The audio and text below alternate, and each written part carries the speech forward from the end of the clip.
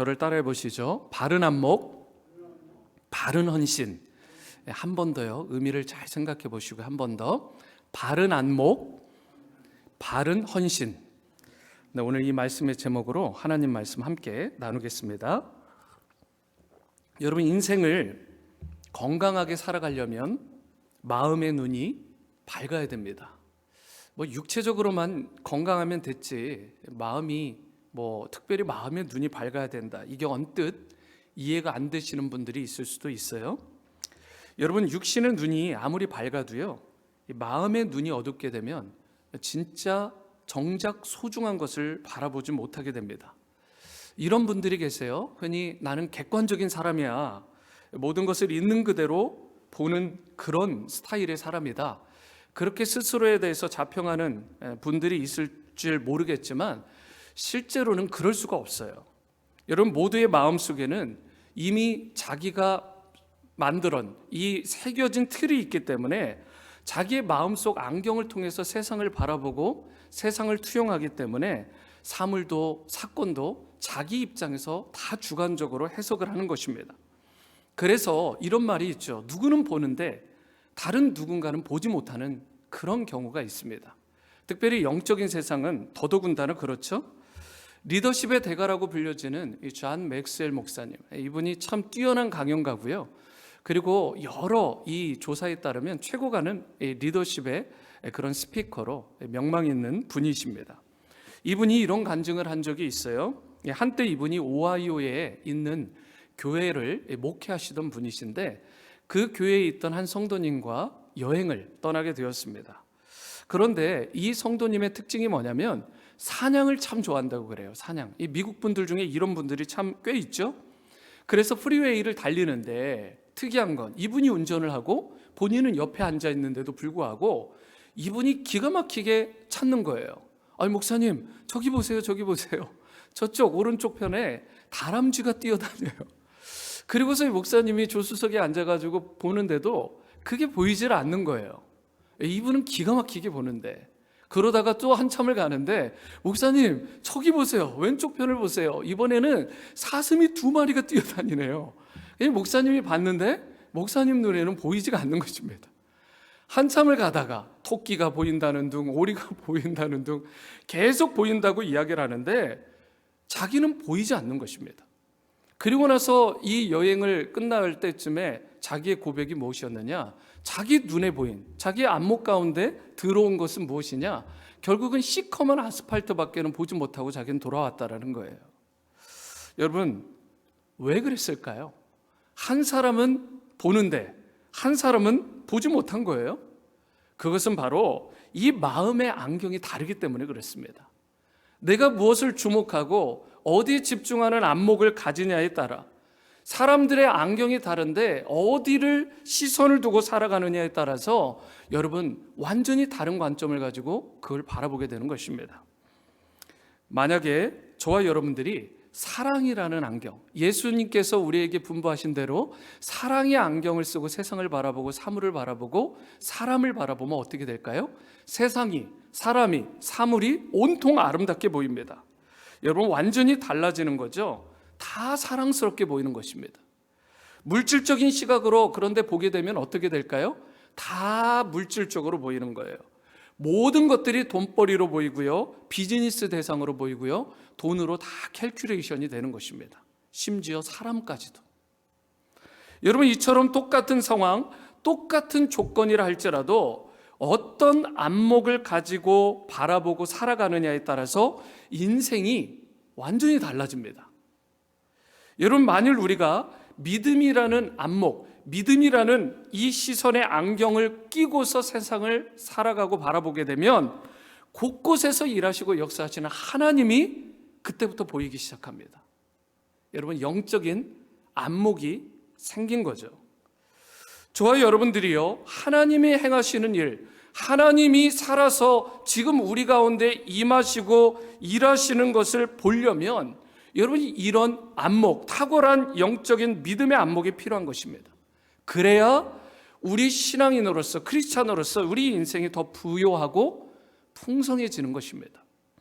그렇기 때문에 우리가 정말 하나님께서 우리를 구원하시고요, 우리를 하나님의 나라와 영광을 위해 섬기도록 불러주셨는데, 헌신하도록 불러주셨는데, 이왕 우리가 하나님을 예배하고 하나님을 헌신하려고 한다면 건강하고 바른 안목을 가지고 그분께 최고와 최상의 헌신을 드려야 되는 것입니다.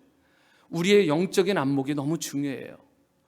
여러분, 하나님은요, 우리가 전심을 다해 섬기고 헌신하는 것을 기뻐하시는데, 우리의 마음의 안경이 제대로 된 상태에서 그분을 온전히 바라보는 영적인 안목을 갖춘 상태에서 그분께 최고의 헌신을 드려야 그것이 향기나는 드림이 될 수 있게 되는 것입니다. 이런 의미에서 우리가 어떤 헌신을 제대로 드릴까, 그래야 하나님이 기뻐하시고 하나님이 받으실 만한 그러한 드림이 될 수 있을까를 우리가 깨닫고 보는 것이 필요한데, 오늘 본문 말씀을 통해 이 부분을 나누기를 원해요. 자, 하나님을 기쁘시게 하는 헌신, 그 드림은 바로 용기 있는 헌신, 용기 있는 드림이라는 것입니다. 여러분, 하나님을 혹은 예수님을 publicly, 우리가 공적으로 공식적으로 자랑하고 그분을 높이고 그분을 우리가 praise, 찬양하는 그런 용기 있는 고백, 헌신이 우리 가운데 필요한 것입니다. 그것이 하나님을 기쁘시게 하고 하나님께 영광 돌리는 거예요. 2절 말씀입니다. 거기서 예수를 위하여 잔치할새 마르다는 일을 하고 나사로는 예수와 함께 앉은 자 중에 있더라 라고 말씀하고 있습니다. 여러분, 여기 2절의 처음 시작이 어떻게 돼 있죠? 거기서. 여러분, 이 장소가 어디인데요? 여러분, 성경을 언뜻 읽어보면 나사로의 이름이 나오고 마르다, 마리아가 나오니까 그들의, 그 패밀리의 집이라고 오해하실 수가 있어요. 그런데 동일한 내용을 가지고 마가복음 14장 3절이나 마태복음 26장 6절에 보시면 오늘 이 집이 베다니 나병 환자 시몬의 집이라고 기록이 되어 있습니다. 여러분, 베다니 나병 환자 시몬인데 왜 그의 이름이 구체적으로 기록되어 있을까요? 이 나병 환자 시몬이 한때 말 그대로 나병에 걸렸던 거예요. 문둥병에 걸렸던 것입니다. 그런데 예수님을 만남으로 기적적으로 이 사람이 치유가 된 것입니다. 참으로 인생 가운데 처참하고 비참하고 어두웠던 그 딱지들과 껍질들을 다 벗어내고 온전히 새로운 인생으로, 회복과 치유의 인생으로 살려주신, 구원해주신 그 예수님께서 너무나 예수님이 감사하고 또 그분이 너무나 귀하기 때문에 거기서 자기의 집에서 잔치를 배설을 한 것입니다. 여러분, 시몬은요, 예수님과 12제자를 초청을 해요. 그리고 거기에 그 당시에 같이 주위에 살던 이 나사로와 마르다와 마리아까지 함께 초대를 한 것입니다. 2절 상반절을 보시면, 다시 보시면, 그런데 예수님을 시몬이 초청한 이유가 분명히 나와 있어요. 뭐라고 되어 있죠? 2절 상반절, 거기서 예수를 위하여라고 기록이 되어 있습니다. 누구를 위하여 잔치를 배설했다고요? 예수님을 위하여. 여러분, 영어로 보면 A dinner was given in honor라고 되어 있습니다. 영어로 보면 느낌이 더 오죠? In honor. 예수님을 안어하기 위해서, 예수님을 존귀히 세워드리고 또 섬기기 위해서 그가 잔치를 열었다라는 뜻입니다. 그냥 쉽게 연 디너가 아니에요. 평상시 적당히 먹다 남은 이 레프트오버의 그 음식을 가지고 적당히 섬긴 게 아니라 최고의 안어를 가지고 최고의 음식을 차려서 우리 예수님을 영접한 것입니다. 여러분과 제가 이 부분을 읽으면 그냥 쓱 지나갈 수 있는 부분이 있습니다. 이 부분, 거기서 in honor, 이 최고의 존귀와 또 영광을 통해서 드려지는 예배라는 말과 함께 여러분, 한 번 더 우리가 생각해야 되는 것, 이 당시 상황, 정황을 좀 아셔야 돼요. 여러분, 잔치를 열을 때의 이 분위기가 어떠했냐면, 인 컨텍스트상 굉장한 용기와 굉장한 희생을 담보로 한 잔치였다. 디너였다라는 것을 우리가 알아야 됩니다. 이게 무슨 말이냐면 이미 유대인의 공의가 예수님을 잡아 죽일, 십자가에 달려 돌아가시게 할 모든 계획을 사실 세우고 있는 상황입니다. 예수님을 잡아 죽이겠다라고 결정한 상황에서 게다가 누구든지 예수님을 따라다니거나 예수님을 메시아로 혹 고백하고 인정하는 기미가 보이면 자기의 모든 회에서 이 사람을 데려다가 때리든 감옥에 가두든 심지어 죽이기까지 하겠다라고 엄청난 핍박을 가하겠다라고 결정한 상황입니다. 여러분, 아주 극악한 상황이죠. 그런데 그런 상황에 시몬이 예수님을 모셨다라는 것, 어떤 의미가 있을까요, 여러분? 여러분, 시몬은 이 모든 사실을 뻔히 알면서도 예수님을 공개적으로 안어했습니다. 그리고 뿐만 아니라 거기에 관련된 최고의 사람들을 다 모셔서 그분을 존귀하게 하는 특별한 잔치를 열었어요. 어떤 불이익이나 어떤 어려움과 어떤 고통도 내가 다 감수해 내겠다라는 담대한 용기가 이 잔치 안에 내포되어 있는 것입니다. 내가 예수님을 인정하고 높이다가 혹 내 특권이나 내 물질이나 내 명예나 내 지위나 신분 다 빼앗기고 내가 심지어 쫓겨나고 매를 맞다가 심지어 돌에 맞아서 목숨을 잃게 된다 할지라도 나는 예수님을 공개적으로 안호하겠다, 인정하고 고백하겠다. 여러분, 이런 깊은 차원의 진정성 있는 신앙 고백이 베다니 나병 환자 시몬에게 있었던 것입니다. 여러분뿐만 아니라 나사로도, 마르다도, 마리아도 이런 것을 뻔히 알면서 그 잔치에 예수님과 함께 한 상황이라는 것입니다. 실제로 본문 10절에 보시면 손님으로 온 나사로까지도 목숨을 잃을 수도 있는 상황, 호스트를 한 사람뿐만 아니라 여러분 함께 온 게스트까지도 죽이겠다라고 한 상황입니다. 대제사장들이 나사로까지 죽이려고 모의했다. 시몬도 나사로도 여러분뿐만 아니라 예수님과 예수님의 제자들까지도. 사랑하는 성도 여러분, 기독교 신앙의 본질은 감추는 게 아닙니다. 부끄러워하고 숨기는 게 아니에요. 공개적으로 커밍아웃 하셔야 됩니다. 나 예수쟁이다. 나 예수 믿는 사람이야. 난 크리스찬 청년이야. 난 크리스찬 자녀야. 여러분, 기독교 신앙의 본질은 공개적인 신앙 고백이라고요. 물론 우리가 비밀스럽게 혼자서 조용히 예수님을 믿을 수도 있겠죠. 하지만 여러분과 제가 진실로 예수님을 세이비어, 구원자로 영접했다면 누구 앞에서든 나는 예수님을 구원자로 영접하고 주님으로 모시고 믿고 따르고 그분께 헌신한 자라는 이 신앙 고백을 공개적으로 할 수 있어야 됩니다. 그래서 신앙 고백을 이 신약 성경에 보면 예수님을 영접한 후에 주님이 꼭 하도록 분부하신 것이 있습니다. 너희들이 나를 믿게 되면 꼭 해야 되는 게 있다. 마태복음 심지어 28장 예수님이 유언과 같은 The Great Commission에서도 말씀하셨잖아요. 그게 뭐예요? 베프티즘입니다. 예수님은 반드시 침례를 받으라고 하셨어요. 그런데 여러분, 여기서 주의할 것은 어떤 분들은 침례를 받아야 구원받는다라고 생각하는 분이 있는데 결코 그건 아닙니다. 침례나 세례는 구원의 조건은 아닙니다. 여러분, 우리가 구원받는 것은 오직 예수 그리스도를 믿는 믿음으로 말미암아 주어지는 것인 줄 믿습니다. 여러분, 그 믿음 위에서 구원을 받는 것인데 중요한 것은 우리가 구원받는 것은 물이 아니라 예수 그리스도의 보혈, 그분의 피로 말미암아 구원받는 것인데 그런데 왜 베프티즘을 받으라고 하셨을까? 여러분, 그것은 예수님을 영접한 후에 그 사람이 많은 사람들 앞에서 예수님이 나의 주 되신다.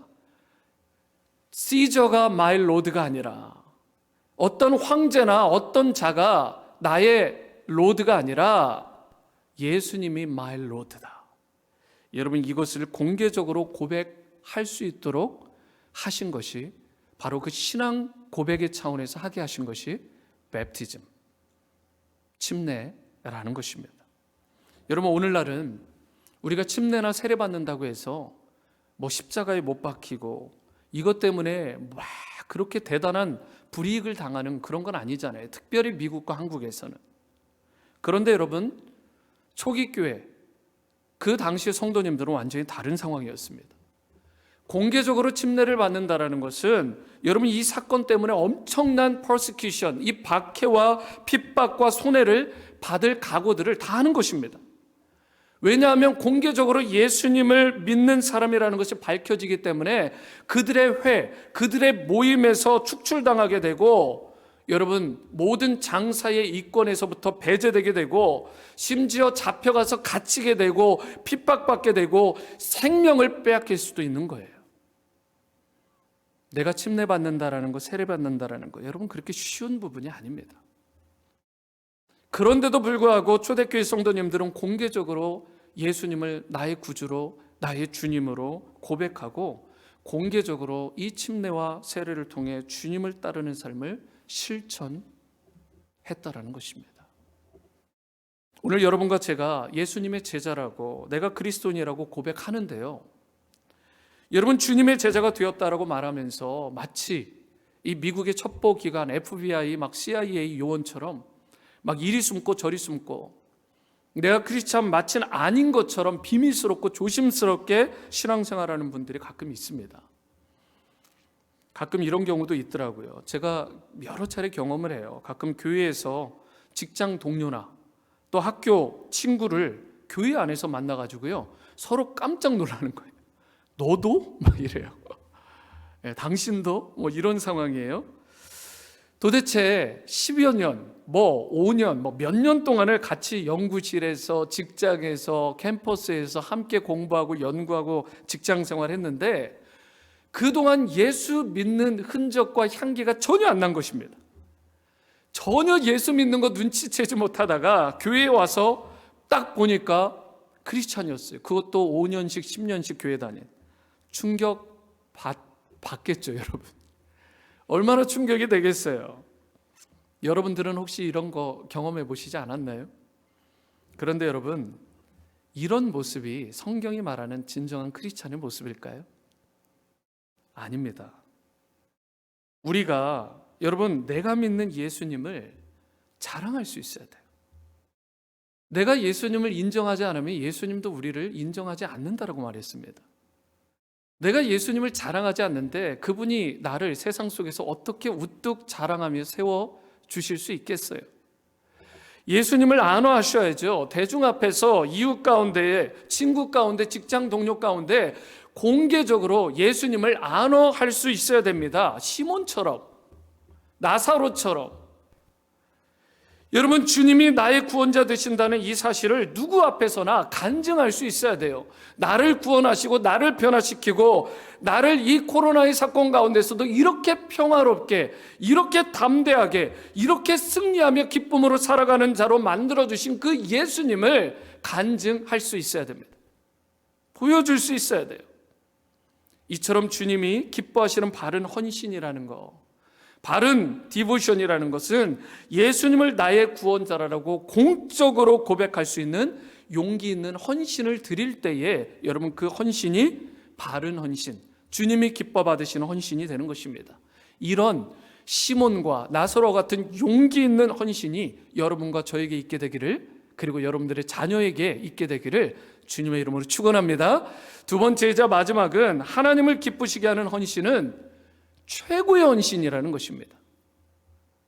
아니 목사님, 제가 드리는 헌신은 최고가 아닌가요? 오늘 말씀을 듣다 보면 자기의 드림이 어느 레벨인지 여러분 다 드러납니다. 주님께서 말씀하시는 받으실 만한 헌신은 그럭저럭의 헌신이 아니라 최고의 헌신을 기뻐 받으신다는 거예요. 여러분, 우리는 하나님께 이왕 드릴 때 최고를 드려야 됩니다. 3절 말씀이에요. 마리아는 지극히 비싼 향유 곧 순전한 나드 한 근을 가져다가 예수의 발에 붓고 자기 머리털로 그의 발을 닦으니 향유 냄새가 집에 가득하더라. 이 마리아의 드림, 여러분, 잔치가 진행되고 있었습니다. 한참 진행되고 있는데 마리아가 지극히 비싼 향유, 이것을 나드라고 하는데, 나드는요 당시 구하기도 힘들어요. 인도에서 나던 최고급 향유였습니다. 이것을 한 근이나 가져다가 예수님의 발에다가 붓고, 심지어 이 여자들이 어떻게 보면 가장 수치스럽게 생각할 만한 자기 머리카락으로 예수님의 발을 닦았어요. 최고의 헌신이죠. 향유도 보통 향유가 아니라고요. 5절에 보면 300데나리온이라고 했는데, 1데나리온이 여러분 잘 아시겠죠? 당시에 성인 남자 한 명이 하루를 온종일 일했을 때 받게 되는 품삯이 1데나리온입니다. 그런데 300데나리온이라는 것은 성인 남성 한 명이요 휴일이 있을 거 아니에요? 여러분, 이 말은 1년 내내 일하고 겨우 받은, 쓰지 않고 모아야 될 만한 엄청난 가치가 있는 것이 바로 이 나드 한 근이었습니다. 일반적으로 처녀들이 이 향유를 가지고 있었던 이유는 시집 갈 때 자기 혼수품으로 쓰려고 부모님이 특별히 물려주셨거나, 그러니까 함부로 쓸 수 없겠죠. 이 가문에서 전통적으로 연결되는, 아니면 자기가 모든 것을 다 쏟아부어서 지금까지 이 결혼 하나를 위해서 다 모아둔. 근데 마리아는 지금 어땠습니까? 예수님을 만나고 자기가 이것을 깨트려서 예수님의 발에 부은 것입니다. 그러므로 이것은 사실 돈으로 환산할 수 없는, 계산할 수 없는 그런 가치가 있는 거예요. 자기 목숨과 같은, 자기의 삶의 전 존재와 같은 이 귀한 것을 여자로서 예수님께 내어드린 것입니다. 여러분, 저는 이것이 예배라고 생각해요. 여러분들이 지금 삶의 처소에서 또 이 공간에서 예배를 드리고 있는데, 평상시도 예배 드렸고 지금도 예배 드리고 있는데, 예배라는 것은 잘 생각해 보죠. 여러분, 내가 가진 가장 소중하고 가장 가치 있게 여기는 것, 그것을 가장 존귀하신 분에게 올려드리는 것이 예배입니다. 가장 최고의 분에게 최고의 가치와 최고의 헌신을 드리는 게 예배라고요. 영어로 이 예배 자체가, 여러분 새가족반에서도 말씀드렸는데 worship이라는 단어잖아요, 예배가. 그런데 이거는 worth라는 단어와 ship이라는 단어의 합성어입니다. worth는 말 그대로 가치, 최고의 진가, value를 의미하는데, 여러분 ship은 드리다, 배달하다, 전달하다, 여러분 그런 게 있습니다. 보내다, 이런 뜻. 그러니까 최고의 가치를 바로 최고의 존귀하신 분에게 말 그대로 드리는 게 worship이라고요. 그래서 어떤 영어에 보니까 worship이라고 되어 있더라고요. worth에다가 ship을 붙여서 아예 그렇게 한 문구도 봤습니다. 가장, 여러분 이 말은 가장 가치 있는 것, 돈, 시간, 명예, 생명, 꿈, 비전, 이와 같이 자신이 가장 소중하게 생각하고 가치 있게 여기는 것을 존귀하신 하나님께 드리는 것, 이것이 예배라는 것입니다. 다른 건요, 여러분 잘못하면 가짜 예배가 되는 것입니다. 우리가 만일 하나님을 예배한다고 하면서 내 정성을 쏟지 않고요, 나의 최상의 것을 드리지 않으면서 어떻게 보면 뻔뻔하게 나 예배한다 이렇게 말하는데, 하나님의 입장에서 보면 그것은 아벨의 제사가 아닐 수 있습니다. 형식적이고 외식적이고 이 당시 바리새적인 그런 의식, 그런 종교 의식에 불과한 리터지가 될 수밖에 없어요. 그건 예배가 아닐 수 있습니다. 그러므로 우리가 하나님께 주일마다 드리는 이 예배, 주중에도 드려지는 이 예배, 이 예배는요, 여러분 하나님을 향하여 우리의 삶을 헌신하며 드려야 됩니다. 왜 10시 45분에 예배 드려야 되냐고, 오늘 이 침례교회는 녹화해서 밤 돼가지고 나 편할 때 할 거 다 하고 내가 드리면 되지, 좀 녹화해서 좀 주십시오. 물론 그런 분은 없지만, 그리고 나서 막 여기저기 웹서핑하면서 자기 편한 시간대에 예배 드리는 거, 여러분, 하나님이 기뻐하실까요? 주일에 늦잠 잘 거 다 자고 먹을 거 다 먹고 놀 거 다 놀다가 시간 좀 남았네, 짜투리 시간 들여가지고 예배 드려요. 시간도 애매하게 저녁 7시 47분 자기 마음대로 시간 정해가지고. 여러분, 예배라는 것은 시간 자체도 최고의 시간을 드리는 거예요. 주일 아침 1부는 원래 오전 9시, 2부는 10시 45분. 여러분, 쓰다 남은 시간이 아닙니다. 최고의 가치 있는 시간. 더 늦잠 자고 싶은데, 어디 놀러 가고 싶은데 그거 다 포기하고 10시 45분에 예배당에 와서 자기의 삶의 처소에서 최고의 가치, 최고의 시간을 다 드리는 것이 예배라고요. 웹서핑이 아니라. 여러분, 계속 매번 강조하다가 오늘 강조 안 했는데 복장도 그렇잖아요. 저희 자녀도 그랬습니다. 편안하게 복장 입고 예배 드리려고 하길래, 얘들아 이거 아니잖아. 너희 예배 드릴 때 평상시하고 똑같은 복장을 해야지. 목회자인 저도 자녀들에게 그렇게 얘기했습니다. 여러분, 잘 교육하셔야 돼요. 짜투리 시간, 남다가 그 끄트머리 시간 하나님께 드리는 것, 이런 거잖아요. 난 나중에 다 할 거 다 하고 은퇴하고 좀 여행도 할 거 하고 나 그때 예수님 믿겠다, 이런 거하고 다를 게 뭐가 있어요? 여러분, 우리가 하나님 앞에 무엇을 드려야 된다면 나의 최고를 드려야 됩니다. 할렐루야. 최고를 드려야 됩니다. 최고. 여러분, 하나님 앞에 시간을 바쳐야 된다면 영어로도 있잖아요. 프라임 타임, 최고의 시간을 드려야 돼요. 지금 건강할 때, 아니 지금 호흡이 있을 때 최고의 시간으로, 최고의 삶으로, 최고의 호흡으로 드리는 것이 바른 예배이고 하나님이 기뻐 받으시는 바른 헌신이 되는 것입니다. 여러분, 이것을 귀하게 보는 바른 안목을 갖추시고 바른 헌신을 드리셔야 돼요. 시간뿐만이 아니잖아요, 여러분. 물질도 마찬가지입니다.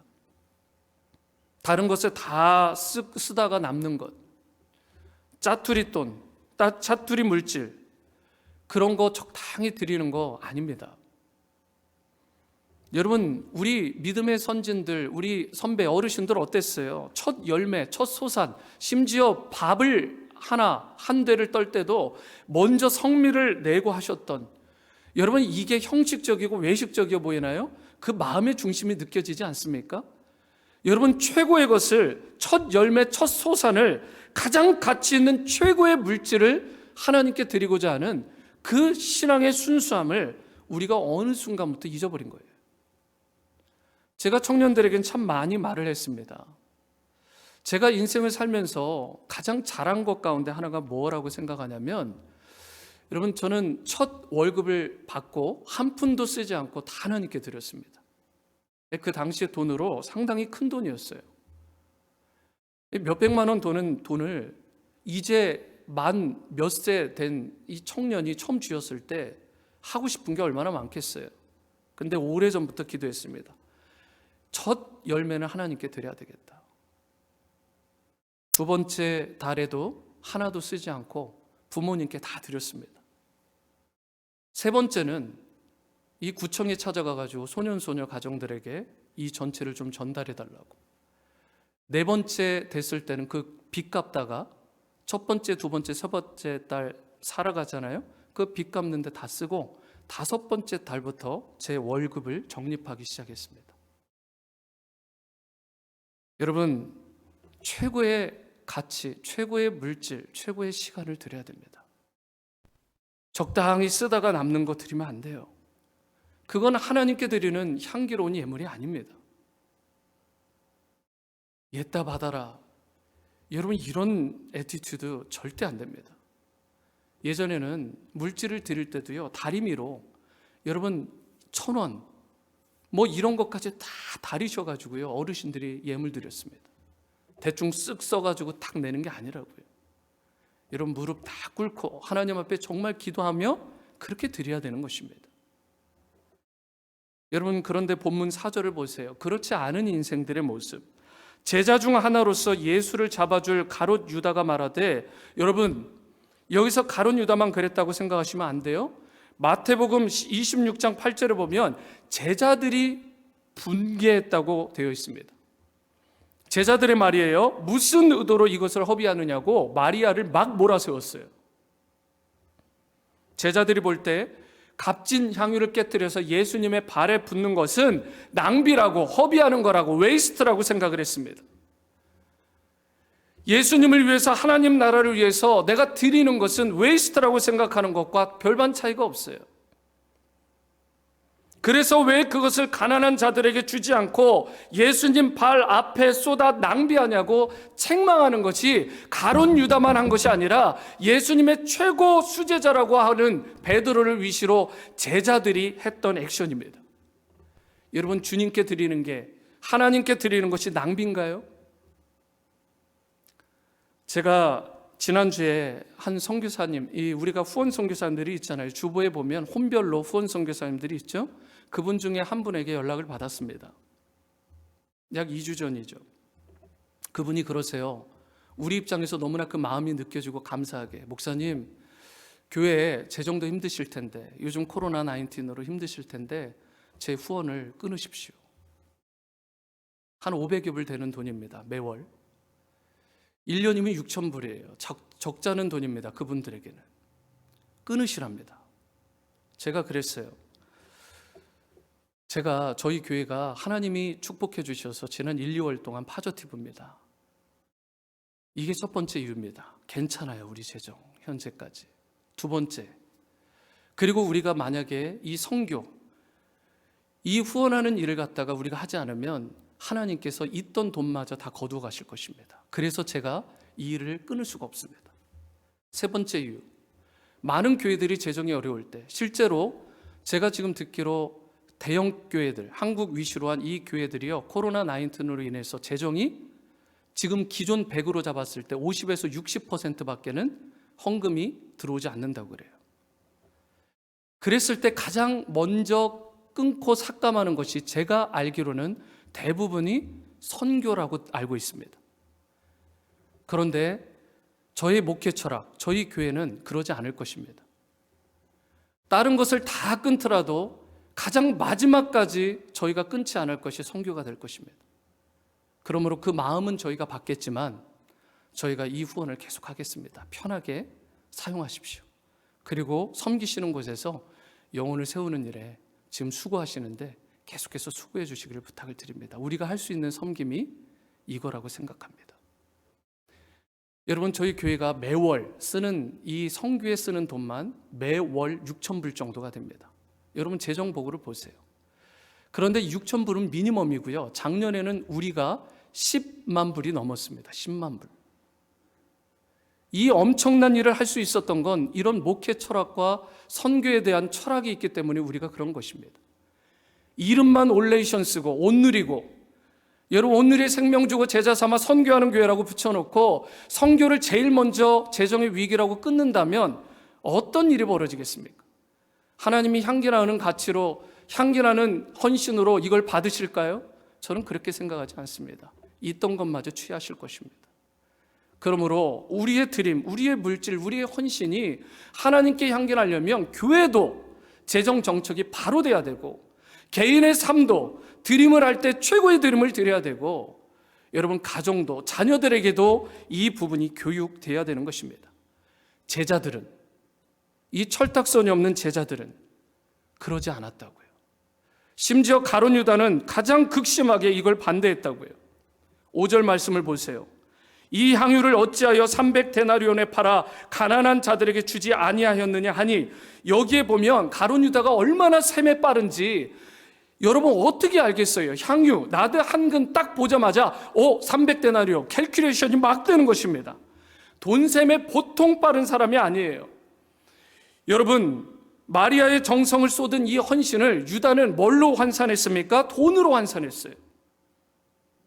어떻게 이 헌신을 그렇게 하는지.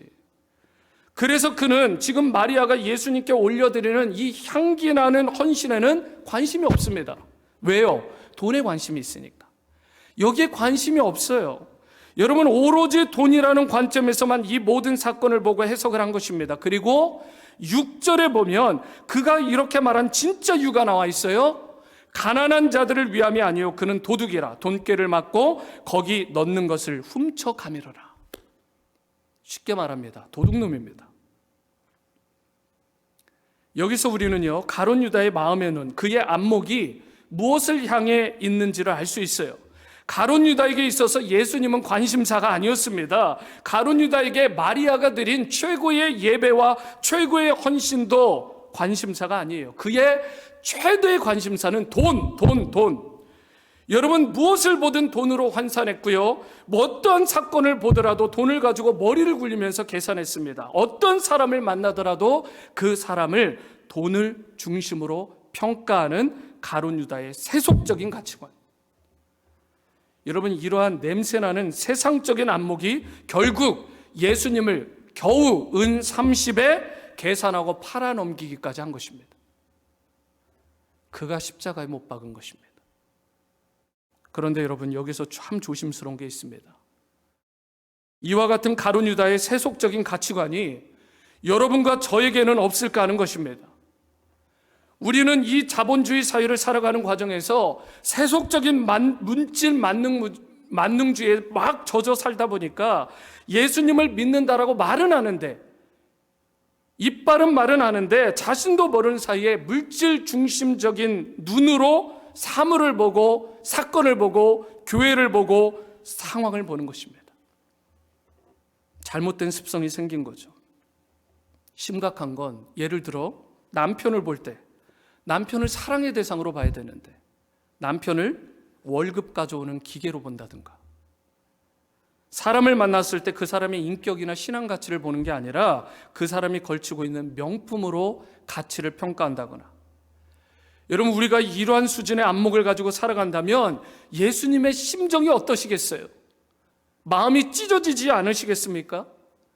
우리도 모르는 사이에 우리의 마음을 덮고 있는 것이 이 물질 만능적인, 물질 중심적인 안목, 이 시선, 여기서 벗어나지 못한다면 하나님이 기뻐하시는 발인 헌신 드릴 수 없는 것입니다. 돈. 그래서 예수님께서 7절에 이런 세속적이고 물질 중심적인 안목을 가지고 있던 가룟 유다와 제자들을 향해서 이런 따끔한 말을 하세요. 예수님께서 이르시되 그를 가만두어라. 나의 장래할 날을 위하여 그것을 간직하게 하라. 여러분, 나의 장래할 날을 위하여 준비하라고 하셨는데, 장래할 날이 뭐죠? 흔히 우리가 쓰는 말이죠. 예수님이 십자가에 달려 돌아가시는 날입니다. 예수님께서 이제 곧 체포당하십니다. 십자가를 지실 거예요. 그리고 처참하게 찢기시고 죽으실 것입니다. 나의 십자가 처형을 위해서, 나의 시신을 위해서 준비된 바다, 미리 준비된 일이다. 그를 그만 괴롭게 해라. 여러분, 성경에 기록된 수많은 사건 중에 최고의 사건이 뭐죠? 바로 지난주에 우리가 기념하며 지켰던 예수님의 십자가와 부활입니다. 가장 위대한 사건이잖아요. 여러분, 하나님이 우리를 사랑하셨다라고 하는 가장 강력한 증거는 십자가고 거기에서 흘리신 예수님의 보혈입니다. 오늘 마리아가 드린 이 향유 옥합이요, 이것이 이 위대한 예수님의 십자가 사건에 참여한 최고의 헌신이 되었다라는 사실. 여러분, 최고의 헌신을 드리고 있습니까? 그래서 예수님이 오늘 이 사건의 결론 부분을 마가복음 14장 9절에서 이렇게 말씀하셨습니다. 다 함께 읽겠습니다. 마지막 절이에요. 마지막 9절 시작. 내가 진실로 너에게 이르노니 온 천하에 어디서든지 복음이 전파되는 곳에는 이 여자가 행한 일도 말하여 그를 기억하리라 하시니라. 마리아가 옥합을 드렸던 이 헌신은 베다니에서만 끝나지 않았습니다. 앞으로 오는 모든 세대, 어디에서든지 복음이 전해지는 곳마다 이 헌신의 스토리를 듣게 될 것이다. 최고의 가치 아닙니까? 이 말씀대로 지금 우리가 마리아의 이 헌신을 듣고 있는 거잖아요. 그리고 그것을 기념하여 따르는 삶을 살겠다고 우리가 다시 한번 헌신하는 시간을 갖는 것입니다. 사랑하는 오늘의 성도 여러분, 말씀을 맺겠습니다. 오늘 여러분과 저에게 주어진 인생을 과연 무엇에 투자하면 가장 값지게 쓰임받을 수 있을까? 우리 모두 하나님의 은혜를 받고 구원받아 여기까지 오긴 했는데 우리가 남은 생애가 많은데 이 생애를 살면서 우리의 시간을, 우리의 물질을, 우리의 재능을 무엇을 위해 투자하고 헌신하면 가장 값진 열매를 낳게 될까? 예수님이 말씀하셨습니다. 너희가 먼저 그 나라와 그 일을 구하게 되면 나머지 필요한 모든 것들도 자연스럽게 내가 친히 너희에게 부어줄 것이다. 여러분 믿으시기 바랍니다. 우리가 먼저 투자해야 될 것, 먼저 헌신해야 할 것은 그렇기 때문에 하나님의 나라와 하나님의 영광입니다. 저와 여러분 모두가 하나님의 나라와 영광의 가치를 볼 수 있는 바른 안목을 가질 수 있게 되기를 바랍니다. 그리고 이 아름다운 가치와 목적을 향해서 자신의 삶을 헌신함으로 주님의 기쁨이 되고 영광이 되는 인생이 다 되어질 수 있게 되기를 바랍니다. 그러할 때 저와 여러분들의 삶에 필요한 모든 것들을 넉넉하게 채워주시고 주님께서 특별한 보호하심과 은혜를 풍성히 누리게 하여 주실 것입니다. 이러한 은혜와 축복이 여러분과 여러분들의 자녀와 또 우리 공동체 가운데 넘치도록 임하게 되기를 주님의 이름으로 축원합니다.